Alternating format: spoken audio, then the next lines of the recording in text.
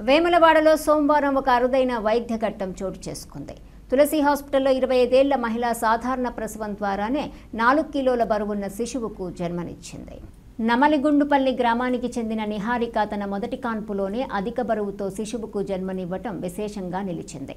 సాధారణంగా ఇంత బరువున్న శిశువులు సిజేరియన్ ఆపరేషన్ ద్వారానే జన్మించటం సాధారణం. అయితే ఈ సందర్భంలో Tulasi hospital gynaecologist doctor A Anitha నేతృత్వంలోని వైద్య బృందం సాధారణ ప్రసవం ద్వారానే విజయవంతంగా శిశువును ప్రసవింపజేయటం ప్రత్యేకత.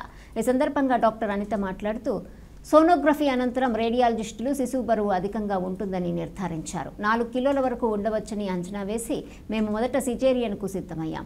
అయితే ప్రసవ సమయంలో పరిస్థితులు అనుకూలించడంతో సాధారణ ప్రసవం ద్వారా సురక్షితంగా శిశువుకు జన్మనిచ్చామని తెలిపారు. ప్రస్తుతం తల్లి, శిశువు ఇద్దరు ఆరోగ్యంగా ఉన్నారని ఆసుపత్రి వర్గాలు వెల్లడించాయి.